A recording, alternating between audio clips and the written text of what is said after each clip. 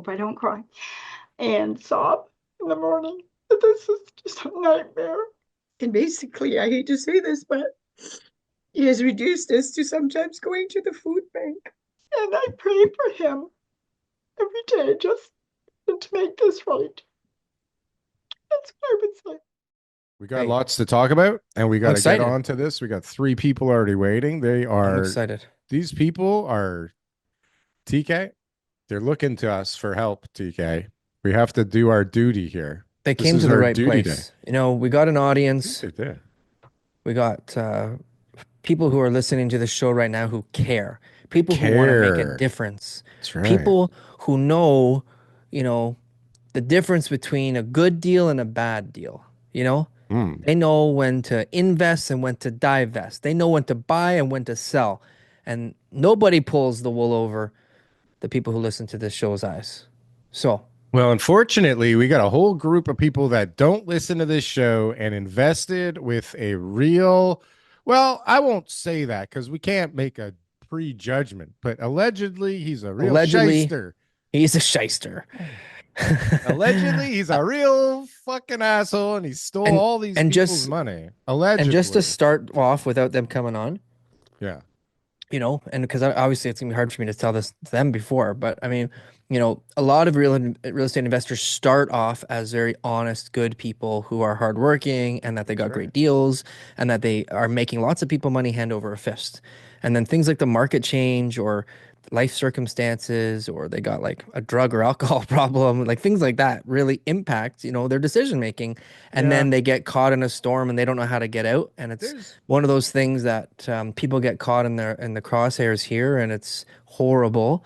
And you know, we're hoping that, you know, maybe we can't change the people's lives who are going to be coming on the show today, but hopefully somebody listening will make better decisions on where they put their money for their next investment. So the whole point of the show today is to bring attention to these people's stories. So guys, again, whatever you feel about us and the channel, whatever you want to think, whatever you want to say, just watch the show, play it, you know, in the background somewhere so that you can go the whole hour and a half so that it gets played so YouTube picks up on the algorithm. Play it in your Spotify list, on your Apple, share it, all that kind of stuff. That'll really make the algorithm feel like this is a really hot topic. Put like it, comment, subscribe, that kind of stuff, and that will actually put this out to more people because YouTube and any other of the platforms we're on will say, hey, people must really want to watch this content, and it'll actually start recommending it to more and more people. And hopefully it'll land in somebody's feed who is about to invest with him and can put a stop to this. So that would be fantastic. And maybe there's a lawyer out there who has enough money and maybe wants to do some good.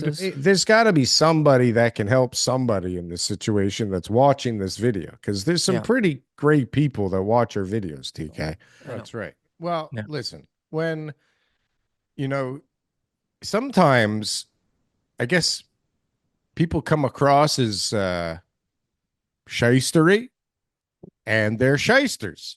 And I'm not saying that this is the case, TK, but like if you watch a video of this gentleman who runs this, for lack of a better term, Ponzi scheme, some people may have got an indication early and run the other way. But you'd be shocked. Like some of these stories are horrendous. The amounts of money that were given to this gentleman in good faith is unreal, and it's just really sad. And we're gonna get to a bunch of this later, later. We got some time. Yeah. A little soon. We got some real estate stuff to talk about. You know, Toronto real estate, Canadian real estate, U.S. Tariffs. We got coming in February 1st. Donald Trump. He's only been in the presidential seat for a week. He's only been in power for a week, Darryl. He's causing some Look trouble. at all this stuff he's doing. He's firing the guys who prosecuted him. He's you know, taking the security details off of Fauci. He is going there and just going, oh yeah. This is exactly how it's supposed to be. And he's fighting fire right now. Like all the clips that you watch of him, he's getting some hot questions right now, and he doesn't care, Darryl. He doesn't care. What he does care about is slapping a whole bunch of tariffs on us and, you know, trying to smack us around. I still can't figure out what the point is, but they told us, and we talked about this from day one, They're really, and they made it pretty clear. I don't know if you saw the video, but they made it really clear. We just want you to close your borders off and stop allowing all this fentanyl into our country because people are dying over it. He's playing a song right now. Well, He's singing a song to get people singing to a do what he song. wants. He's talking about American jobs. He's looking at the economy. He's drunk with power right now. The economy is doing well down south. So he's looking at the situation saying, okay, how do I bring more jobs here and bring, America back to the powerhouse that it's always has, but at least try to keep it here because he's got a war for that top seat with China, right? Mhm. Especially with the whole DeepSeek AI buzz over the last week here, right? So he's trying to say, well, if we're constantly buying things from Canada, where we could have those companies open up shop here in the US because it would be more economically beneficial to them, then those tariffs would drive those businesses south of the border, And so that's what he's trying to say is instead of Americans buying, discounted lumber, gas, whatever it is, because now the Canadian dollar is going to be a lot lower than it was in the past. He's saying, hey, well, with those tariffs added on top of all this, it's going to make sense for Americans to buy from Americans and keep their economy growing. And that's what he wants. I mean, he's doing a good job as far as what a leader should be doing. Like, Yeah, the only snag in the plan is that they currently rely very heavily on a lot of our stuff, and it's not like you can just make a quick transition and boom, there's more lumber mills and boom, there's more of, car plants that are ready to put stuff together. It takes time, right?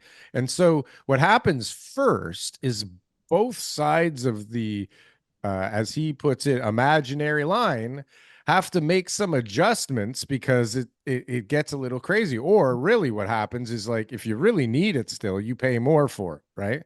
yeah. I think, right? Well, Because I sure, mean, if but ultimately, it's a strong-armed position negotiation tactic for him to maybe get some other type of trade agreements done with Canada for us to start maybe purchasing more from the United States than other countries. There could be goods that we're buying from overseas or in Europe, and he wants to maybe start having us buy directly from the U.S. Like it's a trade negotiation, and like I said, he's doing a great job in order to be able to get US to be in a better position, and it sounds like it's working because everybody's talking about it and we're afraid, yeah, and it sounds like everybody's. what he's doing is he's going through with it.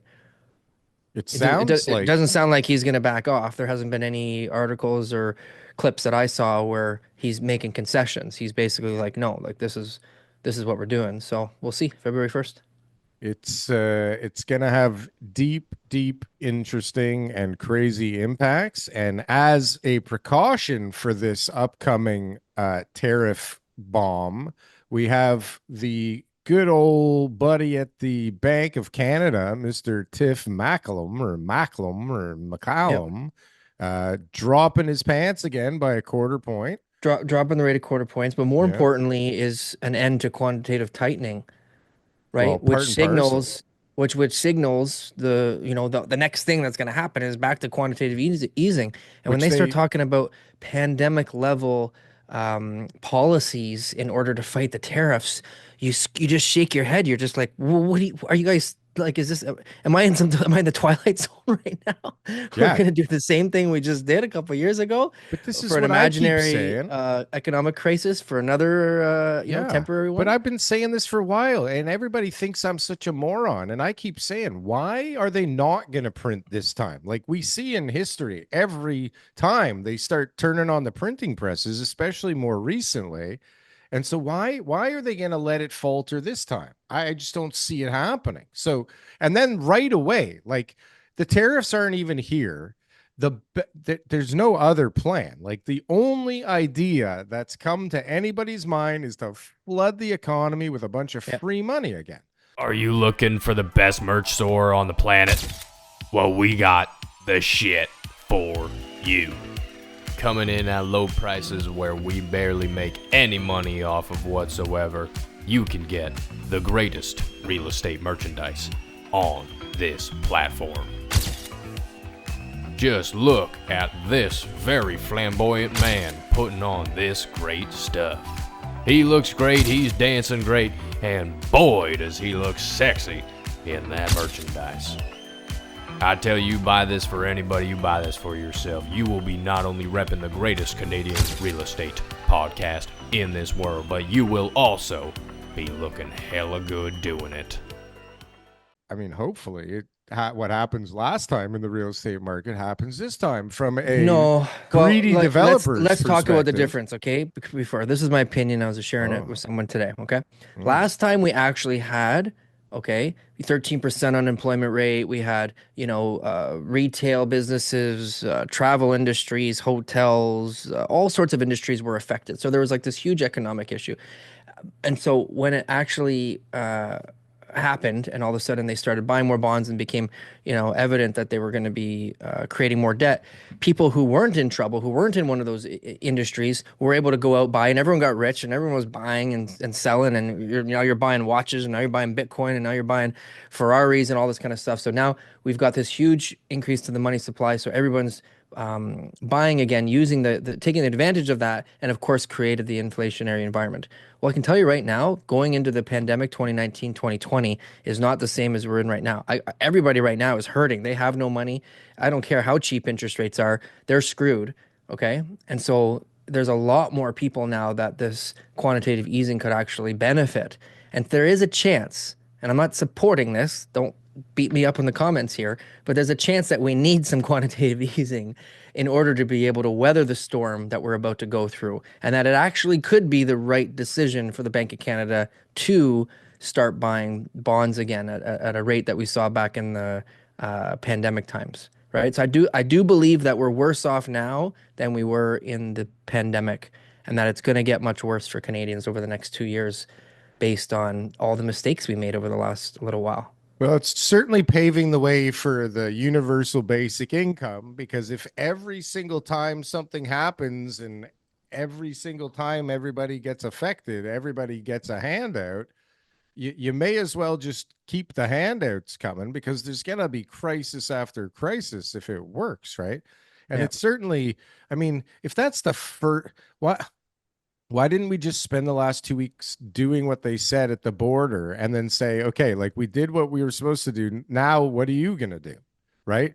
And give them what they're looking for and then make them look like idiots. But it seems like our government really kind of wants this reason to print more money, because this is what they like doing. This is the answer to everything. It's print, print, print, print, print, print. It's the only option that they've got. Well, It's a blunt tool that they have, which is to lower interest rates and to start quantitative easing again in order to be able to keep businesses afloat. Otherwise, they can't create other trade agreements because they're not smart enough. They can't export any of our resources because they haven't set up those pipelines. So as an immediate effect, immediate tool, what do they have? This is the only one that they've got. Right, as an immediate tool. And that's the thing, is that they really, and we're going to get to the group waiting right after this, but like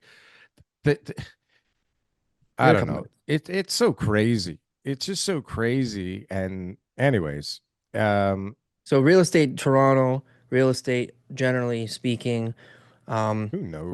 We had a good start to the year last week. There's a lot of showings. Honestly, this week there hasn't been as many showings, talking to other agents, that kind of stuff. Oh my God. But it's a steady market. It's a steady market. There's still buyers out there. We're still putting together some deals. I still got a consistent flow of people coming through the doors.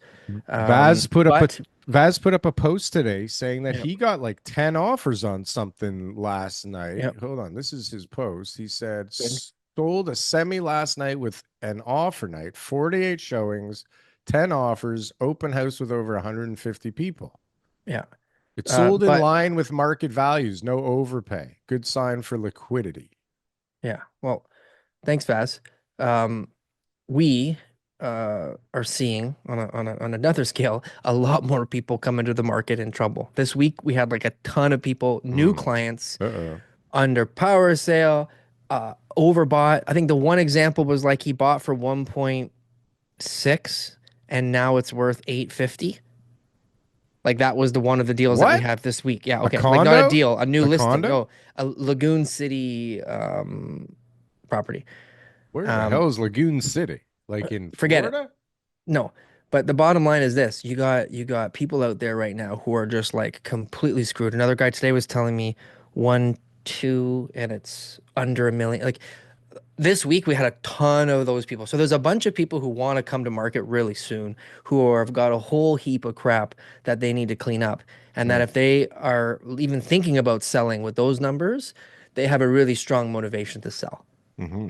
If you see Yeah. somebody on the market at a lower price, at a 50%. realistic price, and that they bought in the last couple of years at this huge, loss, their motivation for selling is very strong. Most of the people that I'm dealing with in those situations who bought, I already dealt with them, so I sold them already. Now the few more that I'm dealing with, I'm just like finding solutions. Let's rent it out. Let's, refinance, like that kind of stuff, because they're gonna lose so much money. The little bit of maybe negative cash flow or something that they're going to lose over the next year for the next 5 years is still less than the amount of money they're going to lose if they sell today. So it's only the people who really literally can't hang on anymore. Like those payments are just like insurmountable. They're not able to pay those payments. Like there's just no way that they're going to be able to keep their head above water. So they Right. have to sell. Yeah. Well, that's unfortunate. Well, we're going to start talking to people about BG Wealth Let's do Group. it. And I'm it's a in. big scandal, a big fraud, a big scam. We talked They about took a it. lot of people's money. We talked about it once before. Yeah. We've put a whole show together. We've got journalists and victims, and we invited the alleged scam artist, and he did not reply. He's not not Yeah. even What do an you what do email, you say? We're a nothing. news agency here. This is a Um, they newscast, they TK. didn't reply to requests for comment. That's right. No comment. Yeah. No No comment. comment. No Yeah. comment is no So we'd like to comment. put that out there that we We did want to try. put that out there, but there's a lot. I mean, listen, this is a decent sized case, TK, but it's really not that big compared to some of the other stories that have been out there and some of the other ones that, have happened in Toronto or GTA or Ontario's past, I Well, guess. But look for at one these blower. people, One blower man, is the same thing. well, not yet. It's just It's an, not. Not yet. well, It's not. you were telling me that those Korean investors are going to get their money back? Well, they have ways, those guys, but this is a little Yeah. different, TK. Yeah. These are like older, nice people that I got know. Innocent. rooked innocently out of a Yeah. bunch of money. But we're going to bring on a journalist from Owen Sound, the Owen Give us the Sound scoop. Current. Her Okay. name, Give us the I scoop. believe, let me just make sure I don't want to make a mistake. Miranda Miller from the Owen Sound Current. We're going to bring her on first to give us a little setup here All because right. she is like on She and broke the case. she's building the case. She's Building the putting case. light on this thing. She seems to be one of the driving forces behind this whole shenanigans. Hopefully, she has her video and audio working properly. We're gonna have to warn the audience that we probably won't have the best quality of audio today, other than Have me, faith. of Have course. faith. I have faith, a little bit. Yeah. Miranda, are you there? There I'm you are. here. Hi, nice to meet you. Nice to meet you. Thanks for having me. Hi, Hi, Miranda. yeah. This is TK. I'm Darryl, and welcome to the Canadian Real Estate Show. We gave you a great introduction already, but you'll see that when you see the full episode air. Oh, But why good. don't you give Thank you. yourself a little bit of a more detailed introduction of who you are and sort of what drew you to the topic we're going to be talking about today. Sure. So I'm the editor of the Owen Sound Current. We are a small community-based publication in Owen Sound, Ontario. We started writing about BG Wealth Group in February 2024. That was the first article I put out. That was when we were notified by one of their commercial tenants that they received notice that there was a back taxes issue. And so that was sort of the first red flag. We had been aware of BG Wealth since 2020. When they first came to town, they even had city staff in their promotional videos. They were trying to make a big splash. We're buying up these high profile buildings. We're going to turn everything around here. But it became clear that things weren't as they seemed. And so after that first article, I started hearing from investors saying, what do you mean there's a back taxes issue? What do you mean there are mortgage holders? We already bought this building. The investment fund owns the building. So things quickly unraveled after that. So your first knowledge of this was somebody bringing it to your attention because of some back taxes. And so you dug into it a little bit more and you were like, okay, let me see, see what's going on here. You don't know the scale, the magnitude of it. It's just simply like, that these guys have been making these big promises to everybody in town. And then all of a sudden, after you wrote that article, people are reaching out to you saying like, whoa, wait a second. And more will be revealed, right? That you just keep getting more and more information about how deep this really goes. Right. The first one was a commercial tenant, a small business owner, really concerned. Like, what does this mean? Am I going to lose the space that my building is in? Is the city going to sell the building out from under us? So that was where their concern came from. And then once we started hearing from people in Toronto and Barrie and Ottawa, it became clear that there was a lot more going on than just a back taxes issue. Did the Wow. principals of the company at that time speak with you? Like in the very beginning, before it was public, before you even published the article? Were they willing to talk to you? No, they were very difficult to get a hold of. And I tried reaching Claudia Harvey and Craig Dunkerley both through LinkedIn, calling their offices, any phone number that I could find, any email address. It was actually through a staff member that I finally got a response. And I had contacted them and they said, Craig will send you a statement. And I said, cool, but I don't want a statement. I would like to talk to them. We have some pretty serious questions here that have come up over the past several months. And they were not at all willing to talk to me. So I did receive one statement, but when it became clear that they were not responding to investors, the taxes still hadn't been paid. That's when I did a Freedom of Information request to find out just how far in debt they were and on how many of these buildings that they had advertised these big returns for in Owen Sound. So TK, just so you know, and just so everybody else out there knows, I mean, this Craig Dunkerley guy, if you go back and you look into him and you're trying to do due diligence on him because you're thinking about investing with him, I mean, he had articles on the internet talking about how he was selected as the top business innovator of the year by some international association. He was apparently one of his companies got some funding from Kevin O'Leary through Shark Tank. Like he had built up a credibility, and a lot of these investors were brought in by previous investors that had already been receiving interest payments, and it had, I guess, seemed pretty legit. And I mean, some of these people put in like 600 grand, TK. Okay. So, and if you look at the documentation, I mean, it seems pretty legit if you don't read the guy's body language and kind of look him in the eyes. Right. But like, if you're going on what has been created as like it looks like a totally legit thing. Right. But if you dig deeper, it's obvious that, this is not something that he's gone through for the first time. Right. Okay. So one of the things, Moran, and you know more about this. This is kind of my take on it, or at least my opinion after when I read the first article. We talked about it on our show. I don't know if it was your article or subsequent articles that other people had put out there, but a lot of the times they start out legitimate, and that it is a real type of company that is providing returns, and that they are doing well, and that the buildings are appreciating, and that they are refinancing them, and everything's going well.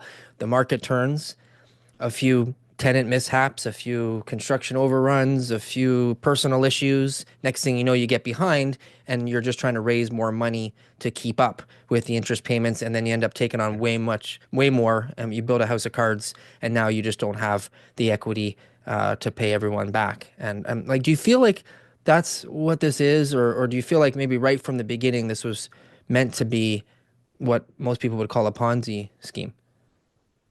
I'm really not sure. I can tell you what we see through their Instagram profiles and their web presence. It's pretty slick. It's Claudia had advertised at one point that she was in a book right next to Oprah. But when you dig into that a little more, it was a paid placement. So anyone could have been in the book next to Oprah. They've marketed this wealth system. You can have the lifestyle we have, building generational wealth, really sort of the marketing shtick that preys on people's instinct that they're missing out on something, the fear of missing out. It could very well have been that they thought they could pull this off. they did have the Dig It business. Darryl, that's what you were referring to, where Claudia founded it with another woman. They went on, I think it's called Dragon's Den or Shark Tank, one of the two. And Kevin O'Leary bought into the company. So they did have a success there. However, last April, Craig Dunkerley signed the bankruptcy papers for Dig It with some $6 million in unsecured creditor losses. So that one's also gone sideways. Which I actually saw a document that showed that some of the money from this, the real estate fund, was siphoned into the Dig It company before it went bankrupt. And that money's gone now too.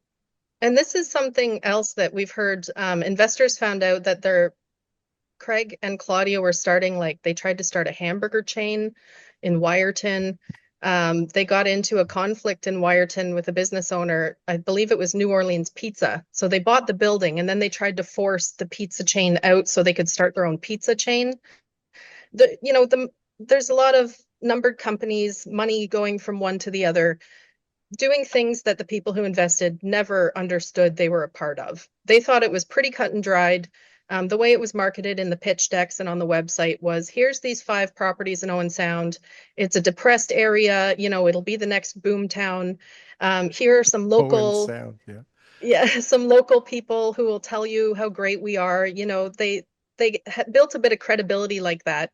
And in the way that you said, where there were some people getting returns. So they had some good testimonials. They had people going out and doing the work of sales for them. And so I interviewed a gentleman last week and published the article just a couple days ago, a man from Nepean, Ottawa, who lost $30,000. And he admitted that the social pressure was part of it.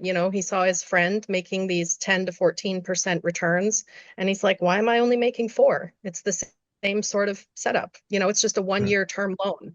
And that is even more, cut and dried. He should have been paid at the end of the 1 year. There's no question. There's no cash flow issue that should stop a term loan from being paid out. So those, I'd really love to ask Craig these questions. I've sent them over and over by email. He will not consent to an interview. No, we tried to get him on the because show. things are alleged, right? We have to sort of talk in a certain way, but I mean, there's a possibility that this was, meant to be set up like that right from the beginning, right? And that all the different things that they were putting in place with the articles and the ads and giving interest to the people in the beginning, like it's possible, right? And we deal with a lot of investors, Darryl and I, in different levels, and there's definitely a lot of people who raise money like them. There's a lot of honest, good investors who raise money just like them through different properties, different partnerships, different, these type of structures that end up paying back everybody and do very well. And, people will rave about those people. And, sometimes you think, well, if the market turns or, something goes wrong, it could happen to anybody. But when you start looking into things like you have, so like in depth, looked into all these articles and searching online and freedom of information and all that kind of stuff, you start to really get a sense that, that they might have been up to something right from the beginning and that they really were not hoping that everyone, the whole point of being a investor is that your focus should be on how do I make my investors money? Like that should be like at the core of your heart. It shouldn't be anything else. It should be like, I want to make sure that if I lose money, that's okay. But my investors are the ones that I am here for in order for them to make money. And if that's not in your, personality or character, things like this can happen. Right. Absolutely. And I think, a reasonable person understands things can go wrong. It's when we see that, in November 2023, he ceased all payments, notified investors, we have a cash flow problem.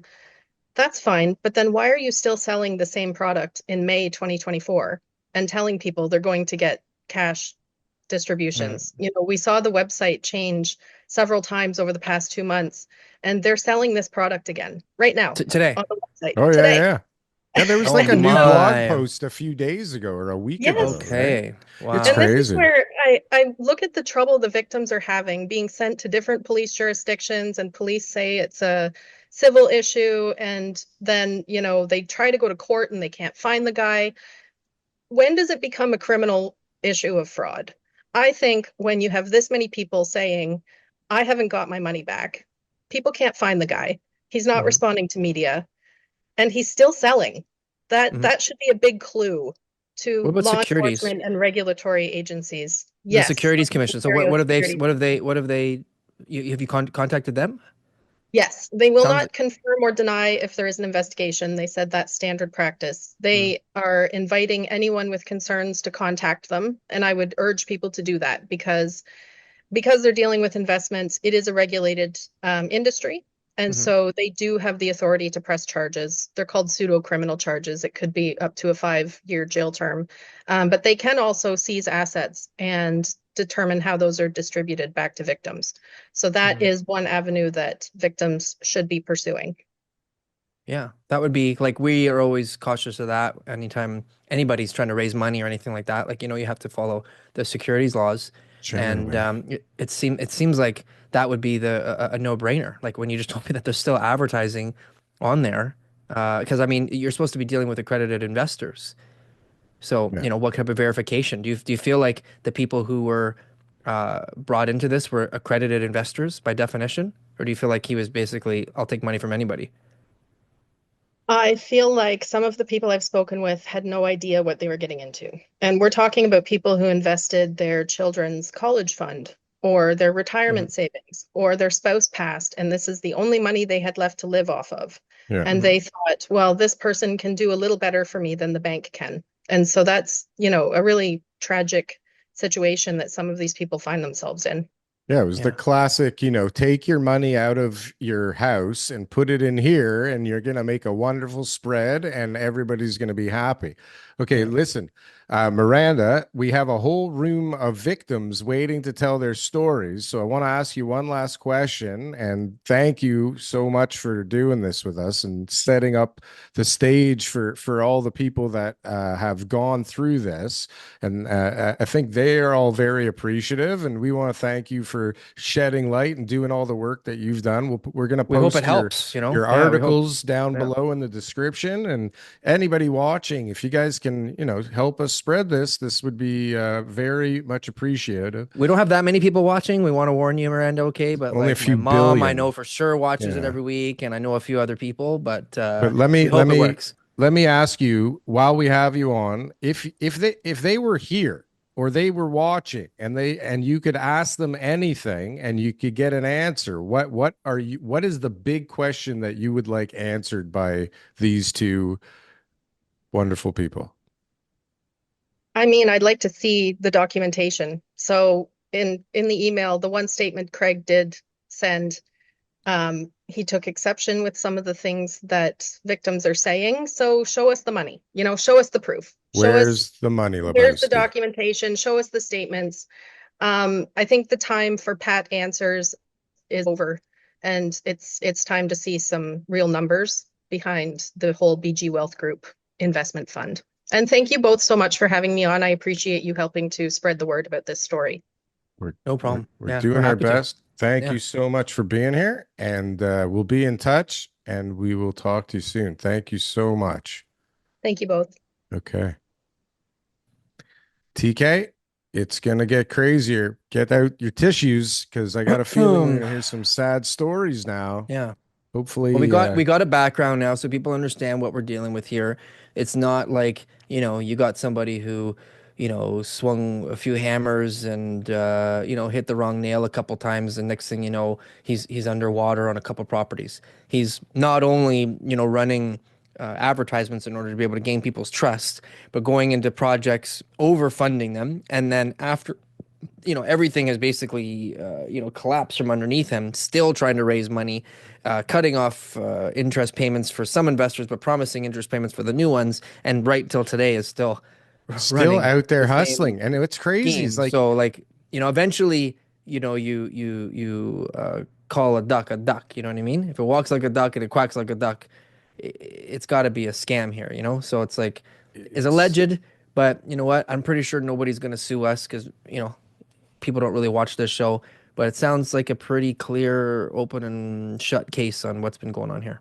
You would think, right? But this guy's out there writing books on like how to empower women in business, and like Yeah. he's writing new blogs How to and buy real how estate to buy real without your estate own money. with Yeah. other people's money, right? Which is a great strategy, and It's a good way to do it. there's a lot of books on it, but you gotta give people back their money. So I'm trying to get Colleen in here. Colleen, can okay. you unmute yourself and turn on your camera? Because it's not working when I try and do it. Hopefully we can get you working here, or we will have to try and move on to the next person. It's really, I mean, I've gone through all kinds of emails from people, and the correspondence from this guy is just so unfortunate. It's pretty crazy how Like you kind can of just clear take what? people's money, though. You Yeah. take people's money, and Yeah. then you could just go and live your life on. I mean, On a boat or a I, plane it's funny you in the say sun. boat, because I mean, the guy that took all of my money a few years ago, that guy just bought himself a boat. The Yeah. bastard. I can't even believe it. We have Joanne here. We're going to try and get Joanne in because the last one didn't work. Joanne, are you there? I am here. Can you Oh, hear me? wow. We can hear you. Okay. We're not going to get the video from Joanne. That's okay. Can you turn on your Okay. video? Is it working? Did I turn on my video? I think so. Yeah, If you, do the video, please. if Sorry, you my can. my grandson here helping me. I'm All not right. too savvy with this. No problem. Start my video. Okay. There we go. Does There we that go. work? It Yeah. works, kind Okay. of. But Hi. yeah, you're there. How are you? Thanks for I'm being here. okay. Thank you for having me. I appreciate it. Yeah, Nice to meet that's you, Joanne. Nice to meet you as well. Where are you calling? Where are you calling in from? I'm in Brampton right now. Okay. Hmm. So Yeah. we just talked to Miranda, Okay. who wrote that original article about BG Wealth, and when did you first come in contact, or when did you first find out, I guess, that things weren't really as what they seemed with the Ah, investments? yeah, that's the problem. I only found out last March of 2023. And 2024? I mean 2024, I'm Okay, sorry. that's okay. March of 2024. And I found out that people had been getting, having trouble getting their money from like the year before. So I met up with Craig in July of 2023, not knowing all this was going on. And he convinced me to invest my last $100,000, which I did. So how So, long were you in it prior to this, finding out that it was unraveling? okay, I actually started dealing with Craig back in 2011 when he was Whoa. just Blackthorn Investments and he worked out of his house. Oh. And I had got a bit of an inheritance and I invested 160,000 with him in 2012. But And he talked a good, I think at that time, I wasn't, again, I'm not too savvy about investments, but he went through, explaining all the ins and outs of how it's not good to have your money with the bank and how he could get me 10 to 15%, return on my investment. And I mean, what he said made sense to me. I Mhm. mean, he's showing me all these graphs and, he really gained my trust. And he He must have paid out over the years for you to stay with he him for did. this long. Yeah, okay. He did. Yeah, things like my money was growing, and then in 2015 I gave him another 50,000. In 2018, he convinced me to withdraw from my RSPs that I had at the bank. Oh my God. So, yeah, and that was a big complicated thing. You don't even want to know, but I did it, and I gave him another 171,000. Wow. And that was 2018. And that's when I started getting like monthly payments because, we've always struggled financially and we needed the monthly income to just for, daily, just to survive really. So, and that seemed to be all working fine. And then, and then in 2018, when I took the money from my RSPs, he invested my money in, it was 3 Florida properties and 3 Owen Sound properties. And I thought to myself, well, it's good to invest in real estate, right? Real estate is kind of a sure thing, or so I thought. I mean, I don't know, maybe not. Yeah, so that's what happened with that. Now, were Wow. you getting monthly? You said monthly payments that you're living on, but your money was growing. So was he paying you out, or was he reinvesting the interest? um, So, like, did you get checks from him monthly, quarterly? I got monthly. I got like direct deposit, Okay, money so direct you were getting deposit. interest payments, but you don't know where that money came from. All you know Well, is that you were it was getting. on my statements. It showed that it was coming from my money. Okay. But Yeah. at the end of the day, you didn't get your initial $100,000 back. Your No. $100,000 was invested that whole time, and you Rolled were into just the getting next thing. a check every single month. And so then when he took another 50 and then 170,000, that was all just going back into your investment, and you were Right. receiving payments up until when? When did the payment stop? The payments stopped for me in October of 2023. And, Okay. I was getting the email saying, oh, we're just having a little problem with our system. And I was getting like $2,000 a month at that time. And I really relied on that money. Yeah. And because, I had retired in 2018 and my husband, I don't know if you know the story of my husband, but he's in palliative care. He's got end stage Parkinson's disease. He's got severe congestive heart failure. I've been his caregiver 24/7 for the last 2 years. And, there's a lot of extra expenses and stuff with that. And the only income that we had or have is our old age, our CPP. He has no pension from his work, and I have a small pension from my work. And that's the only income we have. Mm. So I really Mm. was counting on this, every month. And then when it stopped, and, I sent him so many emails, and I was like, pretty much begging. I actually said, please help me. I need this money to survive. And it was like always the same response. Oh, we're working on it. You're not the only one. Like there's other people that, want their money too. And there's all this baloney. Hmm. And again, I didn't really find out until March of 2024 what was really going on. And you saw him in July, everything seemed okay. Everything seemed okay. You know what? He was, talked a good game again, and he looked me right in the eye, and I said to him, my husband's going to need to go in a nursing home eventually, and I'm really concerned about this. Am I going to be able, to get enough money?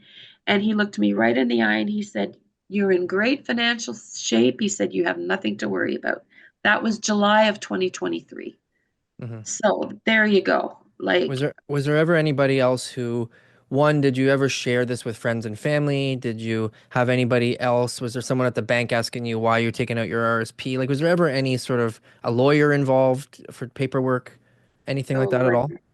I guess I was pretty naive and I didn't follow the steps I should have followed. Um, so no, the answer is no. I mean, they did ask me at the bank, why are you, cashing in your RSPs? Because it was like $245,000 in RSPs. And what I ended up getting was 170. Yeah. And I said, well, I have an outside investor who, I've done really well with because up until that point, I had done really well with him Yeah. Yeah. Of course. on paper anyway.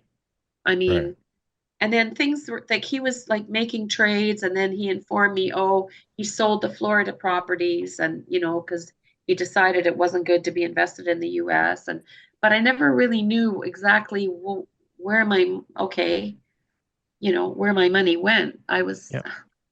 Yeah. Do you feel based on, I know sometimes when we go through this, you play so many things through your head. Like he said that one thing that day. He said, I should have known that there was something wrong. Like, do you go through that now where you look back and you feel like right from the beginning, there Yes. was signs that you should have, maybe picked up on and that his intentions maybe weren't right where they should have been? Not from the beginning. From the beginning, I really trusted him and I really believed in him. It started more, I guess, in when COVID time came and I wasn't getting statements and I wasn't really hearing too much from him. then, I did have kind of an inkling. And, when I met with him in July, I mean, I'm just kicking myself. You have no idea how I'm kicking myself. I should have known better. But yes, the answer to your question is yes, but I guess it was too late. Okay. And I mean, and the other thing too, I referred a friend of mine to him. Oh no. She's No. 87 years old now. She invested $200,000, Oh and I no. feel like crap. Oh no. She's Oh just no. devastated over all Of this. Like, course. that was her life savings as well. He went to her apartment, he spoke to her, she was very impressed by him, and This is it's, crazy. Unbelievable. And so now it's a nightmare. are you part of the group that's taken him to court and you've had to pay all kinds of legal fees now to try and get nothing? I'm just in the process of being let in. Apparently, I'm going to be the last person being let into that group because, on your own, you can't do anything. I mean, I don't even know what I'm going to do because my husband needs to be in a nursing home. I can't afford it. I now have health problems. I've recently had some heart issues. I have upcoming surgeries. I was in the hospital over Christmas. This has taken a toll on me. Like, Mhm. you just have no idea. This was my this is my money to leave for my children and my grandchildren. I mean, they're not in good financial shape either. And I don't know what I'm going to do. I had to take out a line of credit when I found out what was going on. I went to the bank. I had to get approved for a line of credit because I'm using that, to supplement, to pay my bills and that sort of thing. But when that runs out, I'm going to have to, I guess, sell my house, and I don't know, go where, honestly.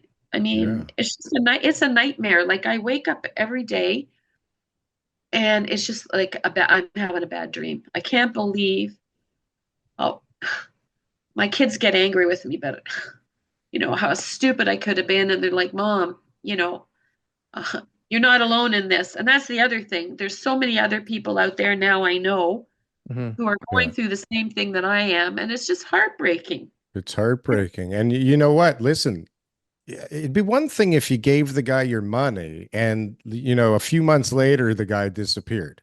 Then you could justify feeling stupid and blaming yourself. But the reality is like you got conned by a 14, 13, professional 13 years. over, Yeah. yeah, over a long time, right? Yeah. And don't, I wouldn't beat your I mean, of course it's I can't even imagine what it's like, although I've been robbed of hundreds of thousands of dollars myself. I can Oh, sympathize, no.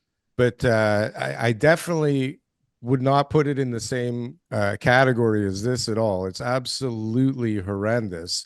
I don't know. Hopefully we can help. Maybe we can get like a GoFundMe going for all these people or something, DK. I don't know. I would love to help in some way. I hope you guys don't spend too much money on legal fees because I don't imagine there's any money at the end of this rainbow. Is he living a luxury like there's always a reason. Like usually there's some sort of personal thing going on in the um principle of the company's life that has led to like the money disappearing. Because ultimately, if you were buying real estate and everything did well, then the money should all still be The there. But market it's not. tanked. Well, regardless of the market, this has been going on way before that. Was he living like a luxury lifestyle? Was he I said gambling? Was he drinking? Like, is there anything like that? I don't think he was doing any of that, but I did find out that, he bought himself a $6 million home, and Oh, I don't know what okay. I should be saying. Yeah. But it Right. seems like when he got involved with Claudia, that's Okay. maybe when things started to, they maybe were living above their means, and I don't know, where did all this money go? You tell me. Yeah. Like, Like It's a what was lot he of doing? money. And the there's And then not market that many would have lost a little properties. bit. The Like market there's would a have lost a lot. little bit, but Yeah, like but you're hold talking on. about millions of dollars. But The TK, properties would still be there with but he just didn't a lot of pay debt anything. registered. No, he didn't pay taxes. He didn't pay right. like he didn't pay Yeah. anything. He didn't pay Yeah. like the finance and the interest. He didn't pay. He took money. He Yeah. brought in tenants, and then he just stopped paying one day everything. Right. Yeah. Yeah. And listen, when the pandemic hit, if you got a whole bunch of inventory in Owen Sound, I mean, it's probably not the easiest place to keep the inventory full. But Yeah. we do have to move on to another Okay. unfortunate victim. Joanne, if you want to just say one last thing, if there was a message to Craig that you want to give in case he watches this video, this would be your chance. Craig, I really trusted you. You knew my financial situation from the very beginning, that we always struggled. You knew my husband's health condition. I just don't understand how you could have done this, not just to myself, but to so many people. It's our lives are ruined. Our lives are ruined. And I don't know how you sleep at night. That's basically it. I don't know, because I sure can't. So that's about it, I guess. I'm sorry for everyone else, and I appreciate that you guys are delving into this. And I guess we'll just one day at a time. I live my life one day at a time now, and that's it. So we hope you guys get some sort of resolution one way or another, and we hope that this podcast helps, and people who are listening right now, decide to share it with their friends and family too. So not only that you guys can get the attention needed for this, but also this doesn't happen again to anybody else. That's the thing. And I understand that he's out there still promoting and getting investors, and that can't be allowed. That's got to be stopped. Nobody else should have to go through what we're going through. Oh, well, Absolutely not. Hopefully this gets picked up and people recognize, and we can help at least stop one more victim from getting bamboozled by this group of bandits. Joanna, it was a pleasure meeting you. I almost cried. Thanks for sharing. Wish you all the luck in the world. Please don't spend too much on legal fees, because there will be no money. Okay. Hard to know what to do. I know. Well, we wish you luck. Hopefully we have another show where we hear back some positive news from you guys. And, would be nice. We will pray for you guys. Thank you. Thanks for being here. Thanks, Joanne. Thanks so much. Take care. Oops. That might have been me, TK. Oh, well, we got one thing I want to say is, I mean, guys in the comments and all that too, take it easy. I understand you guys are hiding behind your fake names and whatever, but these are real people. These are real stories. It's a difficult challenge they're all going through. And, we hope to share this story with as many people as we can.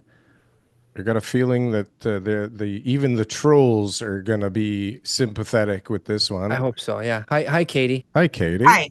Hi. Sorry, we were just finishing there. How are you today? I'm well. How are you? I'm well. Good. We had Miranda on at the beginning of the show, just talking about some of the part of the story, just how she first originally broke the story when there was a commercial tenant who got a notice about back taxes, and then after the article was written, more and more people were contacting her as far as their own stories and sharing their own stories. When did you first find out that this wasn't really going as well as you had thought? Okay, this is 2025. So we moved out here 2022, probably early to mid 2023. Okay. That's earlier than the last guest. So what happened? How did you what was it that what tipped you off? So we had purchased a tractor when we moved out here. We purchased a tractor, and when we invested with Craig the money, we thought we would use the interest that we were supposed to get every month as payment for the tractor. That's what the start of it was. Anyway, so the payments were like we got them for about the first 6 to 8 months, maybe. No problem every month. And then one was missed, and then they caught up. And then they missed a couple of months, and then they caught up. That's back when Hashim was away. He came back in July. And then hold on, that's a new character. Who's Hashim? We haven't heard about Hashim yet in the story. So Hashim Chaudhry is our accountant. Our meaning the my husband's and mine. Okay. But He used to work for BG Accounting. Oh, BG Accounting is another company that Greg owns or owned at some point. He did. Hashim is no longer there. He's also lost money, the whole bit. Anyway, okay. then Hashim and I started talking, and then that's when I found out that there was just a whole lot of other people, and then we weren't getting our money back. Like, we lost all of our retirement, all of it. How much did you invest with Craig in the company? $114,000. Wow. And was that over different periods of time, or was that one shot? Twice. The first one was $125,000. And the payments were flowing after you put that first payment in? You were receiving payments? Yes. Okay. Yes. We were receiving our interest every month. And then you put in more. And then we put in another 100,000, which was the tail end of everything that we had. What was the first year? Sorry, when you first invested? 2022. 2022. So pretty quick then. This wasn't a long-term relationship. It started well. Not like the last one, yeah. No, like Hashim recommended that we do this. I mean, he did it himself, and he still is our accountant. Oh, wow. So anyways, we took his advice. We did this. We did everything through the bank. And everything was fine. And then all of a sudden, things just, and there's other people, like a lot of people know Hashim. So, I don't know how maybe to other, yeah. I don't know how many of them are going to be on here or giving their story or whatever, but so it's just a matter of, I just want to see justice served, We do too. And that's what we're hoping today is at least to prevent it from ever happening again, but hopefully that this story will just lead other people to come forward and to be able to feel comfortable, because I think sometimes people are, feeling shameful. They say, oh, I don't want to tell anybody, or I don't want to publicize it, but it doesn't help, right? The more we were there. I didn't know whether I should come on here or not. Like, I don't know how much further this is going to go than our interview here today. Yeah. And it's fine. But it was just, I second guessed myself after I sent Darryl the message saying, yeah, include me. And then I'm like, oh my gosh, what did I just do? Yeah. But yeah, I sat in on the Zoom call when they were talking to the lawyer, and they were going to do that. And it's like, you know what? This man has been doing this for so long. He knows all the ins and outs and all the little things that, he's not a stupid man by any means, and I'm not giving him credit. Don't take it that way. It's just he's milked a lot of people for a lot of money. What was the lawyer saying? Well, apparently this lawyer was saying that he could put a hold on the banks, and he could do this and he could do that, but he needed a retainer. And I'm like, I'm done. I haven't got any money to give you as a retainer. And there was a group of, I think, 20 of us on that call. Wow. I do not believe they went forward with it, because I think the lawyer got a little cocky, to be honest with you. He just came across as being able to do everything and anything. And, he's done this before. Well, you're talking to senior citizens here who have lost basically their retirement. Don't come across as being a holier than thou person to me, So, yeah. When was the last time you saw Craig? Last time you saw him face to face? I never have seen him face to face. I have been on one Zoom call with him. I still get my updates every month via email. I haven't stopped it just because I'm like, Yeah. But I don't understand how someone like that can sleep at night knowing what they've done. Yeah. Okay. And because that right now there's still a website set up to attract new people, new investors. And I wanted to go on there so bad and just say, don't do it. Like, Yeah. Mm-hmm. Yeah. I don't. Where is where's our legal system in all of this? Like, he's not a registered trader. He's not a registered with I think it's the securities. Or the securities. He's not. And I live in New Brunswick now. I did all of this when I lived in New Brunswick. He would have also had a securities license in New Brunswick, not just Ontario, to deal with me. Yeah. But because I went the direction and on the recommendation of our accountant, I never questioned any of that. And how many people did? Yeah. You No, know? and how many people didn't is really the question, right? Who Exactly. got Like lucky. I, Yeah. I don't know who did. I Yeah. really don't. I just think everybody assumed that this was a legit thing and he was doing okay. And now all of a sudden we're not. Was there, so there wasn't a fund set up then? So if he doesn't have his securities license, so was it promissory notes? Is that what you had? What had Yes. you, okay, so you'd I given a signed. promissory note Yeah. that he would owe you and there'd be a certain interest rate and that it Yeah. was for a certain amount of term. There I was got there yeah, there was receipts. 3 different ways of doing it. They could give a loan, or they could buy shares, and then he added like a fund at the end that they could roll their investments into, Okay. So like a REIT. the first one that we did was for 125,000, and that one we received 16% every month, and we could 16% every month, which we were fine with in the fact that it paid our tractor payment. Of course. Yeah. Sure. Like we moved from Kitchener-Waterloo with coin in our pocket out to New Brunswick, bought a farm, and we're debt free. We just finished putting a mortgage on our farm, thanks to Craig. Mm-hmm. So, where was I going with that? Well, thank God you have that option, and that you're not losing that too. I mean, it's a horrible situation to be in, but I mean, there are people that over leverage themselves in order to do this investment, and they don't. They're done. It doesn't make it any less painful. So how does this impact your life going forward from here? Like, what do you guys now, the sacrifices you have to make? We're very, very, well, we'll never invest again, ever, with anybody. I don't care what recommendations they have.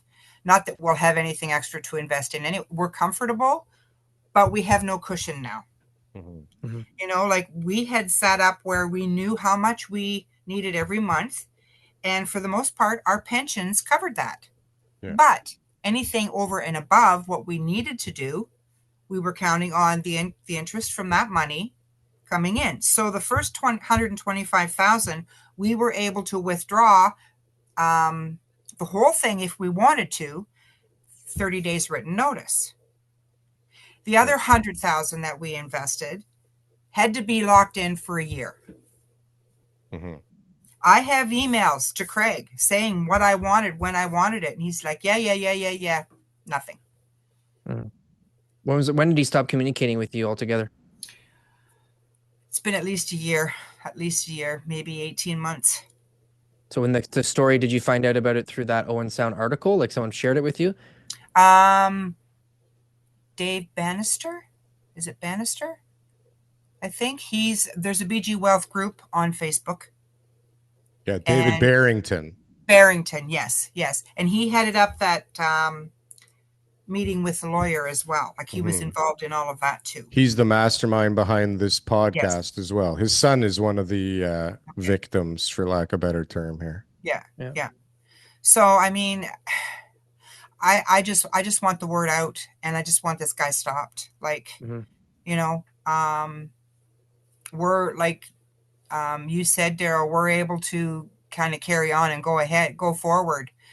And there's lots of people that are done. They're just, what do they do? You know? Yeah.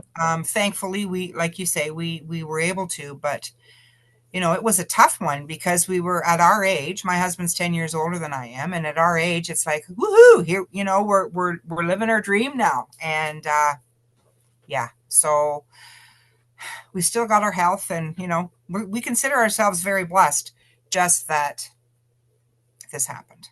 So one of the other ladies that we had spoken to was talking about perhaps being in a group that's got some sort of, lawsuit action against BG Wealth.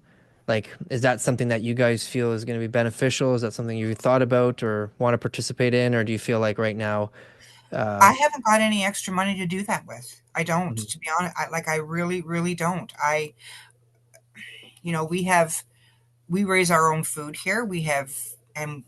That's a priority with us. We need to make sure that we can feed them so that they in turn can feed us. Like we have 2 cows and chickens and ducks. So, Yeah. you know, and like I said, we're comfortable, but the investment was the cushion.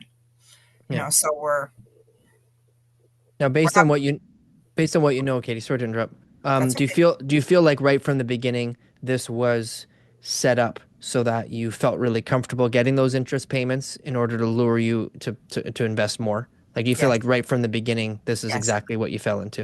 This Yes. wasn't because you bought in 2022 and the market did change quite a bit, and so there are some investors out there who just got a bad hand and unfortunately couldn't make the payments to their investors and are in similar situations, maybe not as big. But you Yeah. feel like right from the beginning, this was all just Yeah. Like to looking mislead you. back now, I Yeah. would have never done it.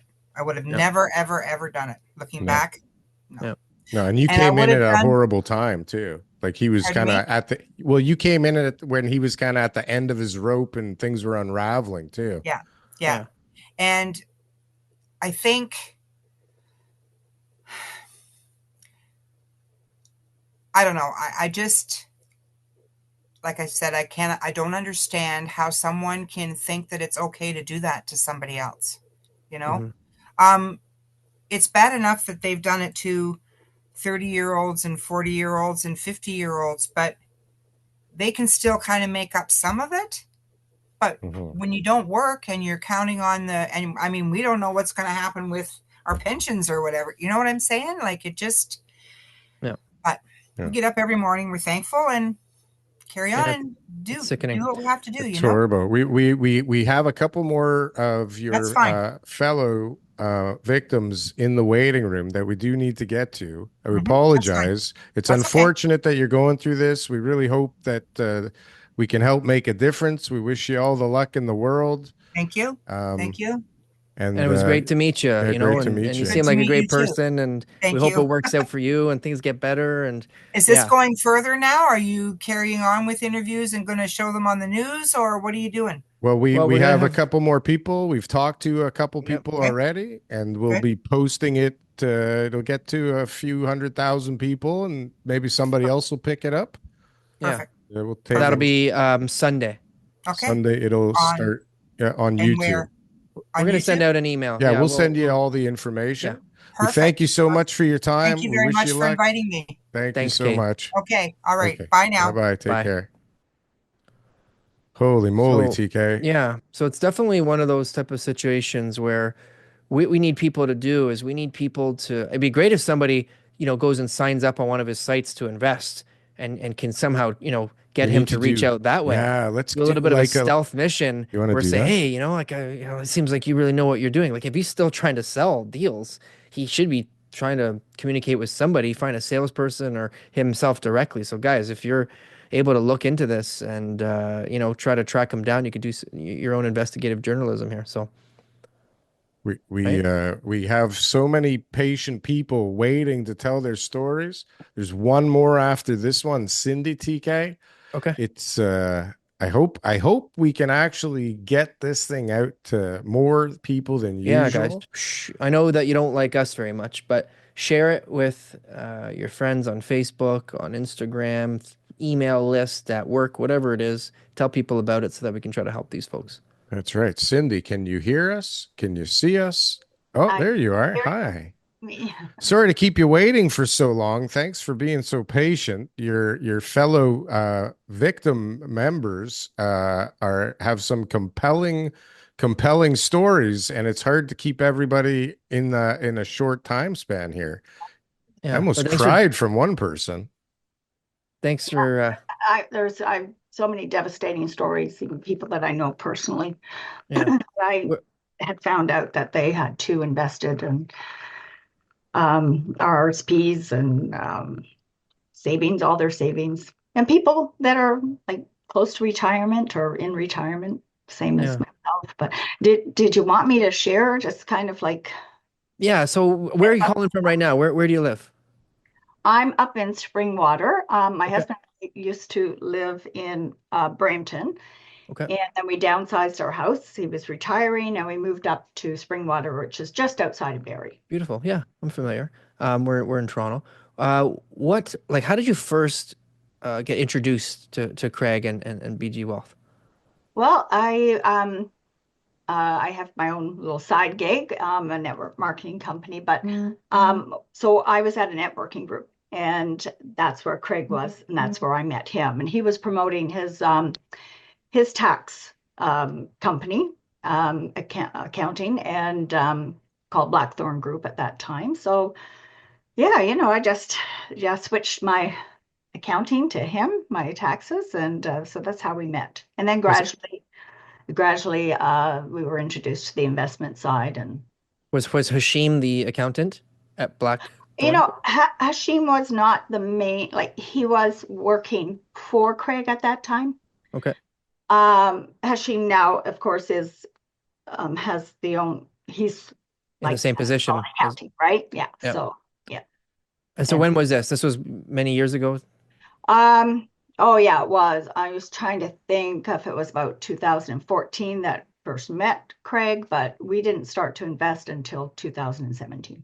2017. Wow, this And so, guy's persistent, eh?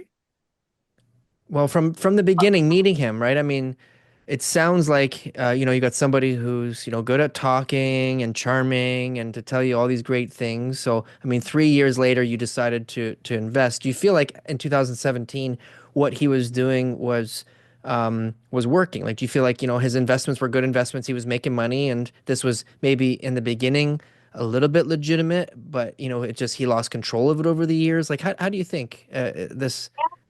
Yeah, I'm kind of thinking that because I like to, I just want to say my husband passed in 2022 in January, just actually 3 days ago, I guess, or 4 days ago was his 3 years anniversary. And yeah, so we did start very small investing back in 2017. And then he totally gained our trust. We were actually many times we had like developed a friendship. We thought we had developed a friendship with him and his wife and his first wife. They've been to our home. We've been to their home a number of times. So we gradually, as I said, start to invest, and then yeah, we a total of in the end of 700 and a little over $770,000. For Um, multiple investment periods. Just as time went on, you access more yeah. money. Would he try to convince you to take money out of other places, borrow or RSPs or anything like that in order to move the money into what he was doing? It told us of a great way to, I mean, it's always, of course, always our decision, right? He didn't, yeah, but he did share about RSPs, about how to have that tax savings as well. And just, yeah, again, we just trusted, like I was saving for a trip for Disney World for my family, just something that I always wanted to do. So we said, oh, this is a great, I could put some money in and save and for that. And then like the big thing was once we downsized, we actually gave him all the profit from from the house sale.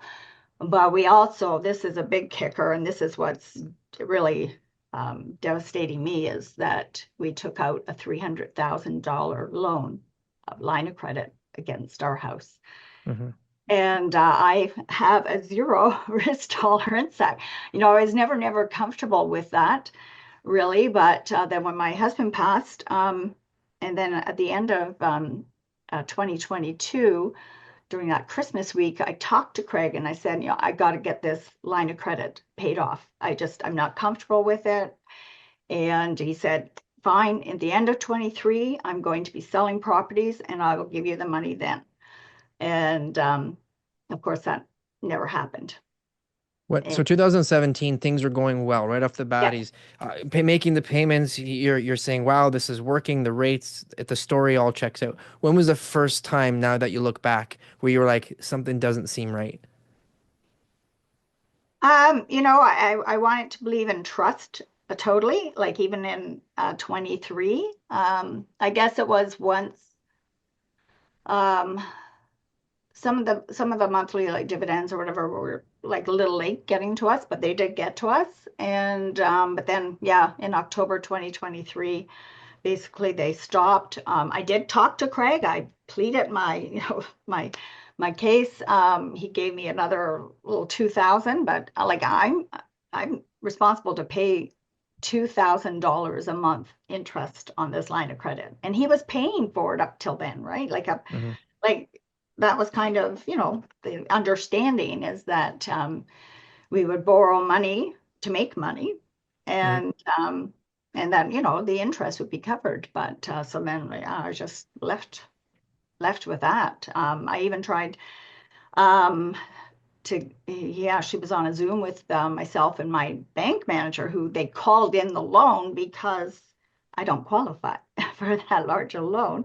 And we were really hoping to, to try to get Craig to, see how desperate this was, that I had to get this paid off. And he was just kind of thought it was just terrible that a bank would call in a loan on a poor widow.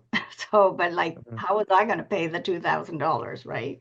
I've actually had to increase to pay the loan with the loan. And then, I'm about to sell my house, and I'm just so thankful that I'm thankful for my family, but thankful to my son and my daughter-in-law that they're gonna allow me to live in their basement, because I cannot even afford to rent an apartment now, with the just pensions that I have, small pensions, and that basement has to be finished. So that's going to come. I don't know what little bit I'll have left from the house even. But my last statement, I'm not getting statements anymore. The last one was, even though they've said that's coming, and was the first quarter of 2024. And according to that statement, I had around $1.4 million.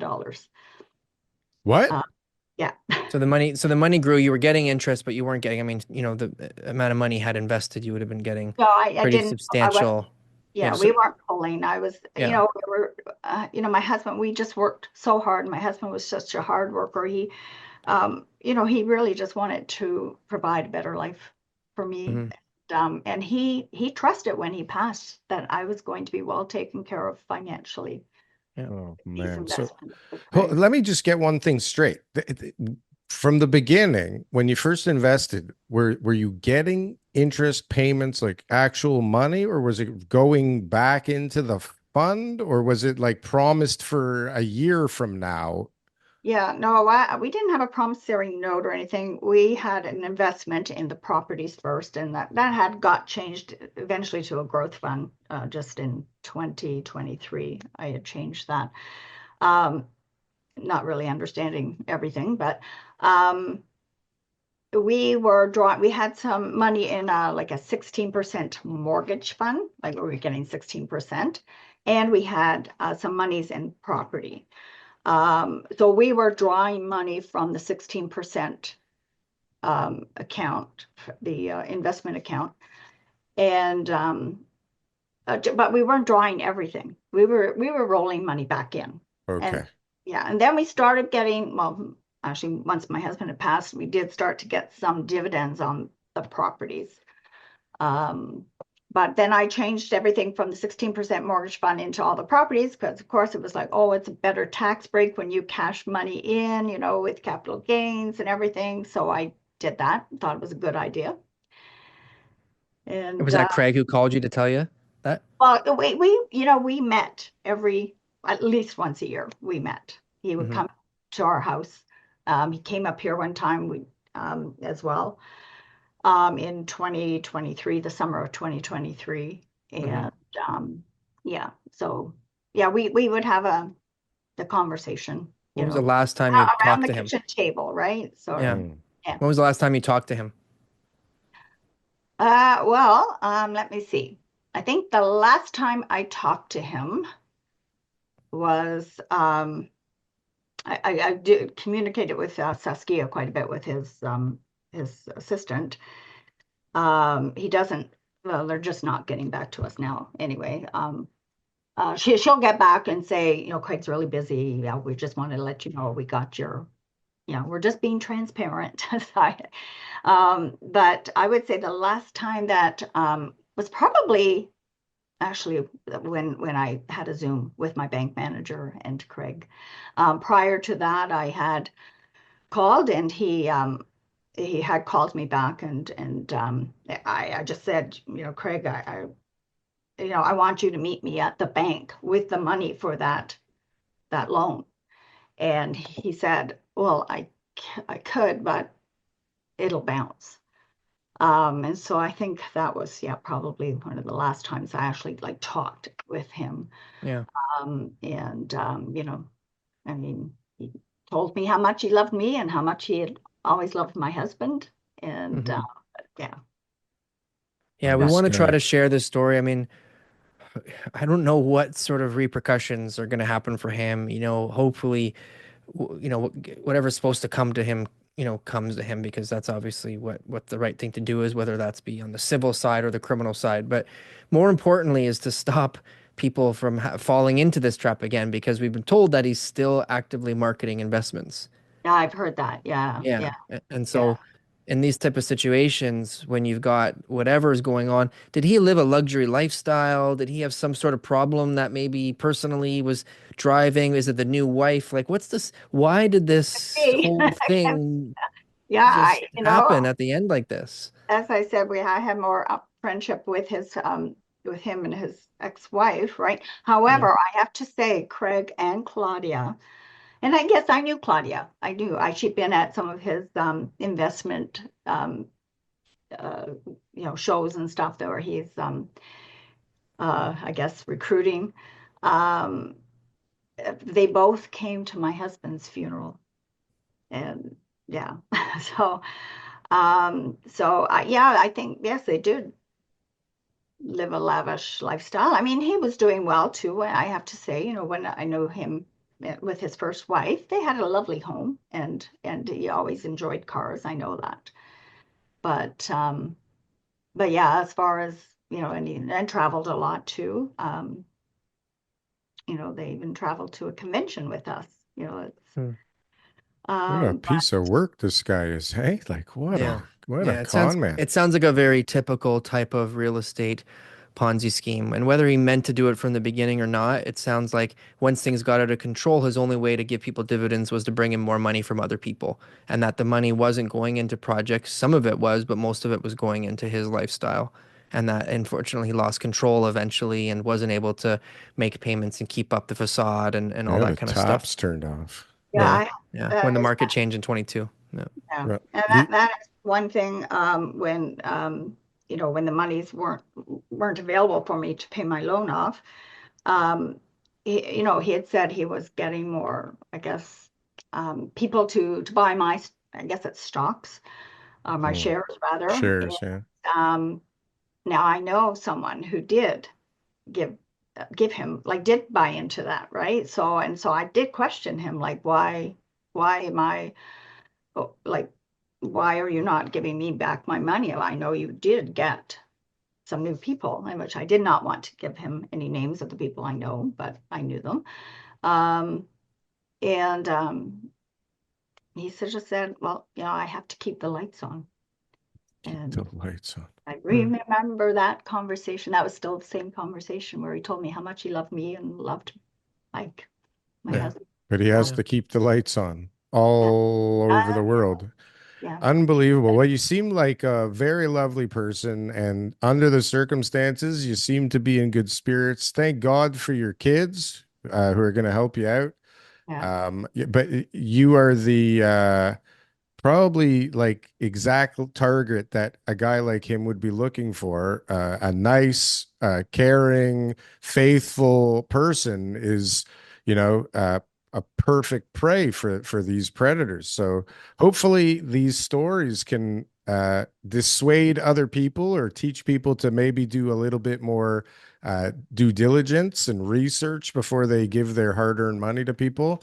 Yeah. Hopefully we can help out in some way. We wish you all the best. We have to get to our last Okay. guest. Thank Thanks, you so much. Cindy. If there's one thing you want to say to Craig if he's watching this video, what would you say?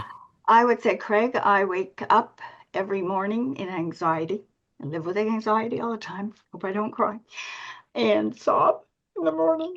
This is just a nightmare. And I pray for him every day just to make this right. That's what I would say. Thank you. Thank you. We hope he sees this, and we hope a lot of people see it. And we're going to ask everybody who watches this to share it and to, try to bring justice and make sure that people know exactly what this company's all about, and to make sure that nobody falls into that trap again. Well, Thank you, Cindy. thanks, guys. Thank you. Thank Sorry you. for crying. No, It's okay. Thank you're you. sorry. Okay. Jesus Christ, man. But like listen, if it is a premeditated thing that goes on for almost a decade, like what is it, a psychopath or a sociopath? Like the guy's a Sociopath, yeah. fucking nut. Yeah. Right? Yeah. Like, To how continue, do you I do love this? you, and to go to the funeral. The funeral, like it's you very son of a like bitch. when it's happening to you though, you're just like, okay, you want to give people the benefit of the doubt, and okay, he really cares, and oh, he made a few mistakes, and oh, like you make excuses He's for gonna them. figure it out. Yeah. He's gonna figure it out. I believe in him. And so like I get it. Like I get why. Like this is not like, oh my gosh, this person is like, I can't believe they fall for this. We got like lists of people here. Like I wonder what's the total number. It sounds like hundreds of people who Oh, have, yeah. fallen to his scams. And it's So like much money. each Did you person, hear it's that?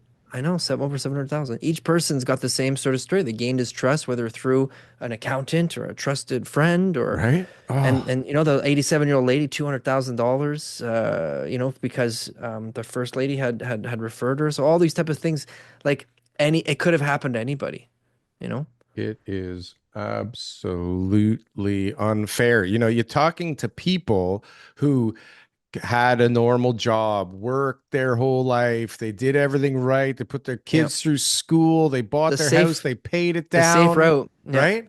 And Yeah. then they meet this guy and they trust him. Oh, and he just constantly takes advantage. I really hope that this next guest is able to figure out her audio and video.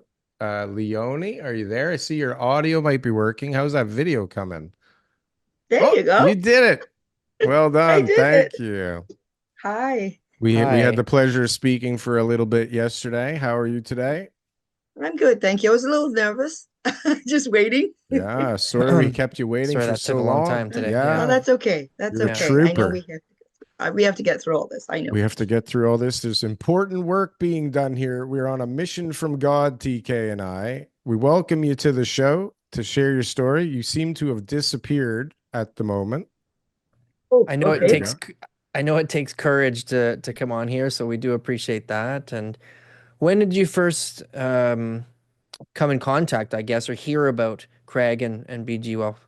Okay, well, in 2016, we heard about him, and just friends of us were talking about him and how he was able to help people with real estate investments and to make more money, We didn't really meet him till the 2020, and Okay. that's where he came into our home, and then he sat down with my husband and my adult son and just talking about the different investments that he had. I might add at the time, though, we asked him because we had a little bit of money and we wanted to, invest, maybe buying a house or putting it just a little bit of investment. And he said, no, at your stage in life, it's not a good idea because, I mean, you're in your 60s and, just to get a big mortgage wasn't worth it. So we said, okay. So we just left it. So that was it. Mm-hmm. So 2020, so 4 years of you hearing from your friends, I guess, that their investments were going well. Yeah. And so in 2020, when you guys had some money to invest, you said, well, 4 years of hearing this sort of advertisement. Track record. Yeah. Yeah. Like this must be a good thing. And so you kind of went in there blindly, for lack of better words, because you already had 4 years of trust. Right? Yes. Because of your friends. And so how much money did you invest with him? Was there Okay. multiple investments, or was it just So basically in 2022 we we decided, okay, can I tell you the amount we put in? Yeah, if Please. you want Okay, to, sure. we put in 30,045. That was all we had. Mhm. And at the time he said, hey, you know what? Actually, before that, he had also told us about a 3-month program thing where if you put 100 grand, you'll get $10,000 in 3 months. They'll pay you, for that. And Oh we my didn't have that kind God. of money. So we thought, no, and that was a 10% investment, whatever they call it. And then in 2022, he came up with a really good one where he says it was a big year of, so this is the story. He had a big year of acquisitions. He had an investment fund that they were projecting growth to 50 million, properties in Owen Sound, condos, and then Wasaga Beach.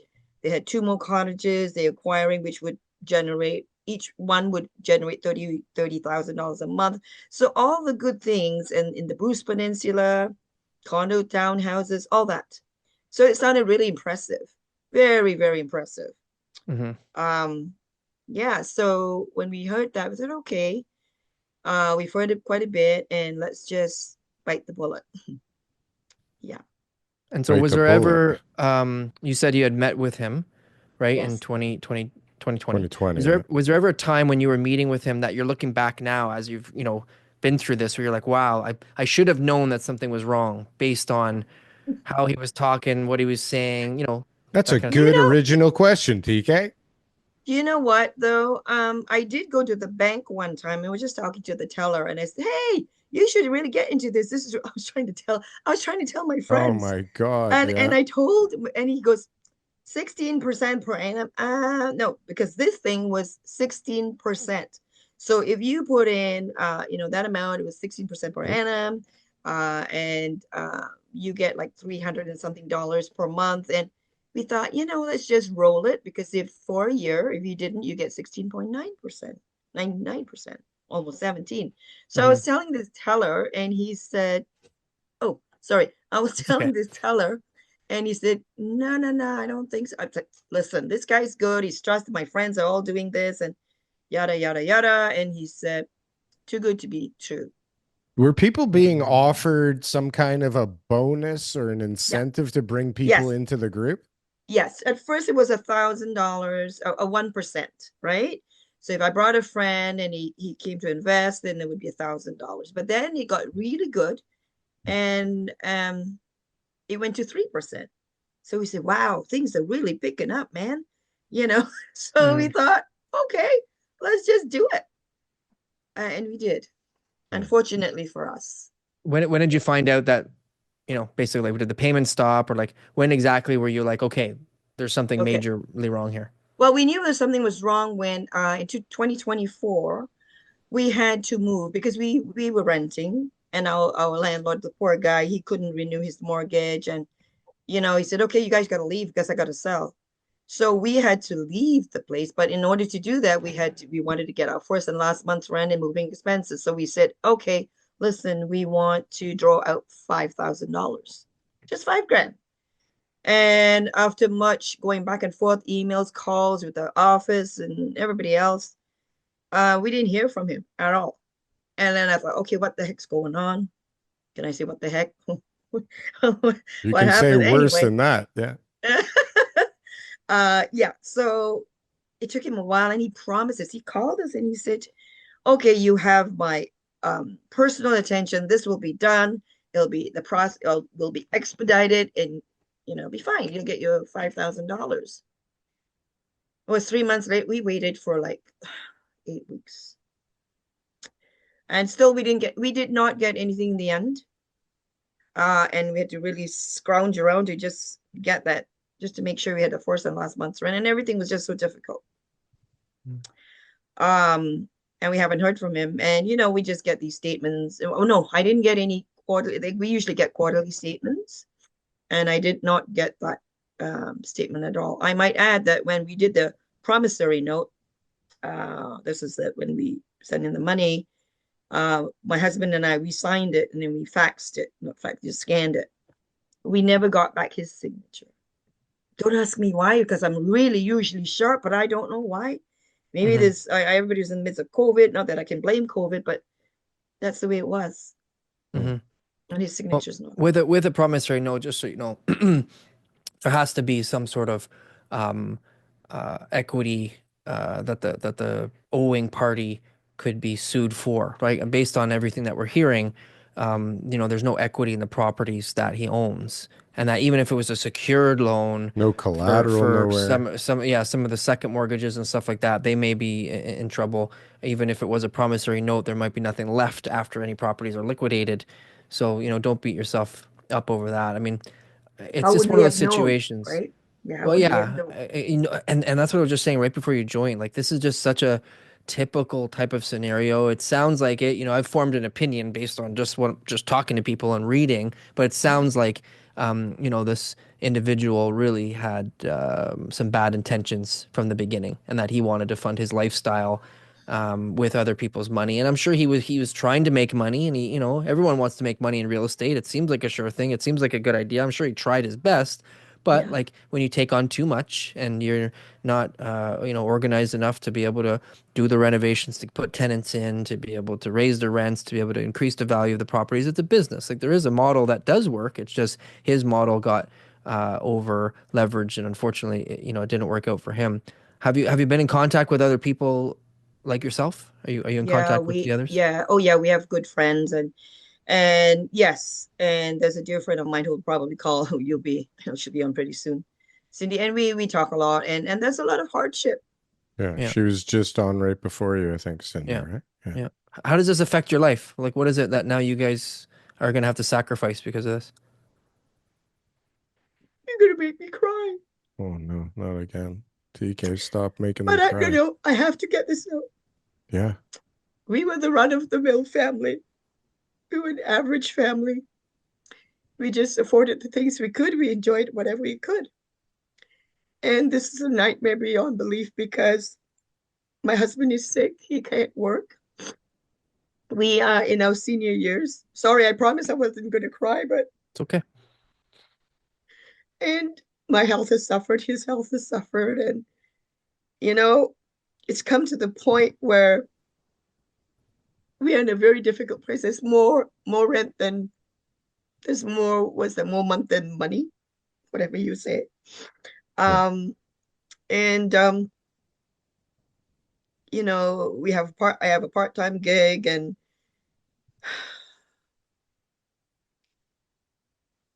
basically I hate to say this, but he has reduced us to sometimes going to the food bank. The food bank is for people who really can't afford it, and it's like poverty. I hate it. And we can't even, this is money that we were supposed to draw when we needed it, which we do now, and we can't even get it. And this is the stark reality of poverty. And I googled that word just to just to see lack of resources to meet the basic needs or the conditions that result from this lack of resources.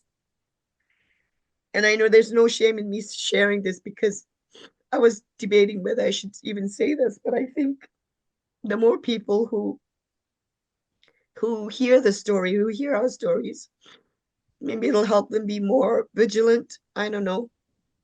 I believe he tried, but I also believe then it got over his head and then things took over. I don't know. I'm not Hmm. going to say anything else, but all I know is we're suffering, and there's more month than money. So Yeah. It seems like you're not alone, and I think that when you get into these situations, you feel like, how could I have fell for that and how could I have done that and everything else. But, you got a professional, you got somebody who knows what to say, who knows how to, pull on your heartstrings, to say the right things, to motivate you the right way. He's done it yeah, over and over and over and over again. And whether he started with good intentions or not, in the yeah, end, it's clear because if he's still collecting money today, it's very clear as to what his intentions are today. There's no doubt yeah, about that now. There's no No. more excuses of it got over his head, he got over leverage. No, at this point in time, yeah, this is now somebody who needs to be stopped. And whether it be through, the legal action that the group is going to impose on him, or there will be some maybe criminal charges in the future, whether it be under securities or fraud, I really don't know. I know that it does take a considerable amount of effort to bring this to the right people's attention. And that's what we were hoping for today. Hopefully we got the right people to know about this story, and that, this is not just a simple, like, bad investment went wrong, that this is somebody who actually is now caused a lot of pain on people. And if that, if there is no answer for him, we hope that at least it prevents anybody else from investing with him or somebody like him in the future. And hopefully your story and coming on our show today did Yeah. that, and we appreciate it. We know it's not easy to come on here, so we appreciate you coming on. Yeah. And you know what? 30,000 may not be a lot to you or to anybody else, but $30,000 is a lot of money for us. Yeah, It's of a lot of course. money It's for everybody. Of course. yeah. And I know there's people who have more and but it is my nest egg. It is my life. It is my savings. It's my thing. Mhm. And yeah, but anyway, and I thank you both. I thank you, Darryl, TK, for doing this, and Miranda and all, and God bless you. And I just say that we do pray every day.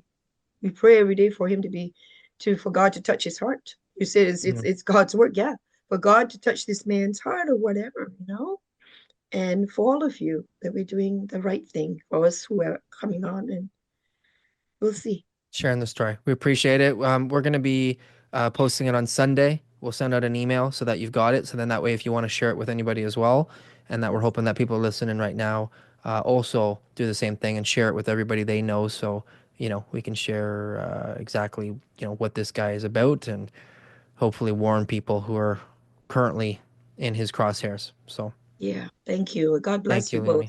Thank Thank you. you. God bless Bye-bye. you. Good luck. Well, we hope Bye. to help out somehow with this. Yeah. Yeah, I trust God. He'll get it done. He has a way of Okay. evening things out, doesn't he? He does. He does. Well, Okay. thanks for So, being here. Thanks It for was great joining to us. meet okay. you. Okay. Okay, what do I do now? Just get I'll do it for you. TK, you Wow. almost made me cry. You made two women cry today, It's TK, with not your about making them probing, cry. your It's probing questions. about these are the real feelings that people have, and this is exactly what the show is all about today. Is just Yeah. to, you know, show the depth that, like, some people would say, well, one person's money is another person, or this money, or they shouldn't have done it, or they still have a home. Like, all these people have different stories. But at the end of the day, the feelings that they have of betrayal. It's not even just the lack of uh, the sacrifices that they have to make. It's that this is like the ultimate form of betrayal. This guy really made sure that they trusted him, and Yeah, that he they was their like, friend. that hurts the most, when you have that type of situation. It's like Yeah. the money is there, and then obviously they won't be able to make it back, and it's sad. But No, that level of betrayal is sickening, it's and like, it you've just been eats in my up your life. house, right? You've Yeah, it been in eats my up your life. house. I Yep. made you food. You know my Yeah. kids. Like, how do you do Yeah. this to me? Right? Yeah. You know my situation. You know my story. These people, Yeah. he knows that And he he, is taking their last dollars, right? And yeah. if they don't get this back, they're Yep. fucked. And he He came back for goes more. And more. like, remember the incentive? He said, "Hey, give me 100 and you'll get this extra 10," because he thought maybe they weren't telling him the truth. Like, how do I suck a little bit more out of these people? Let's say, Quick money. yeah, so you only got 35. Well, give me 100 and you'll get this bonus of 10,000, Yeah. And But then it's a lot. It's definitely like robbing Peter to pay Paul all over the place. And when he's Ponzi scheme. offering those quick, crazy returns, it's because, like, he figures he better pay someone out quickly. Somebody right? needs to, Better get yeah. When they're late, infusion. when those payments were late, it was because he was collecting money from somebody else, and then Yeah. he'd make his distributions, and then he would, pay for his bills because he's got his own bills to pay. How do you Like, that's how this sleep? works when this all unfolds.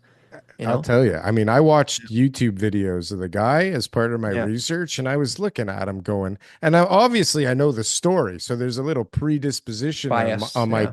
and bias in my perspective, but I'm looking at the Yeah. guy going, like, he seems like a pretty shady fucking guy to me, Like, Yeah. if that guy walked in looking like he does on his YouTube channel, and I urge everybody out there, go check out the guy's YouTube channel. But, like, Yeah. if that guy walked into the office to me and, like, looked like he's, like, sloppy and, like, disheveled, he's not, he doesn't look that professional. He must talk. He doesn't even talk so well if you look at the video.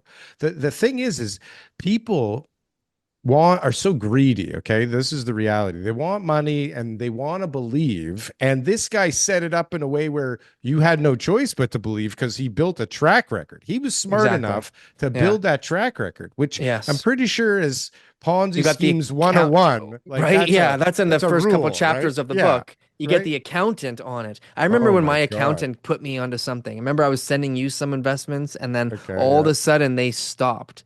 right. Because I know why. You know what I Somebody mean? got Because people burned. lost some money, Yeah, one of and the even though it clients. sounded really good, but it felt like just because my accountant was sending it to me. I changed accountants because of that reason. Swear to Yeah, God. but I said, listen, your job is to watch like my money so that I pay less taxes, not to yeah, tell me how to invest it. What do you know yeah, about investing? Why would you even influence me like that? And I yeah. literally changed accountants. That's not their place. No, it shouldn't be their place at all. Yeah. But I mean, listen, the bank teller knew that it just Yeah. sounded too good to be true, right? And we Yeah. all know the rule in real estate. If it sounds too good to be true, it's Yeah. either not true or it's Daryl's deal.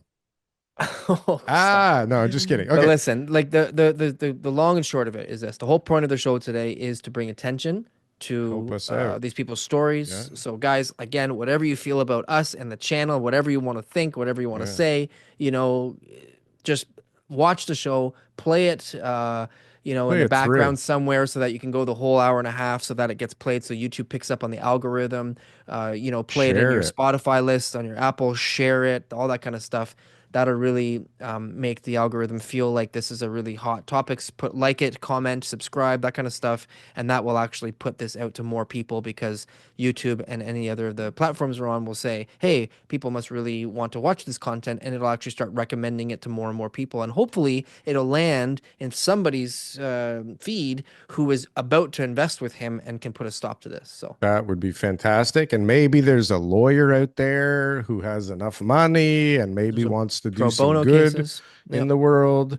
This Yep. might be something, or there's got to be somebody that can help somebody in this situation that's watching this video, because there's some Yeah. pretty great people that watch our videos, TK. I know. That's the honest to God truth. But this has been forever. My bladder is the size of a 5-year-old little girl's, and TK.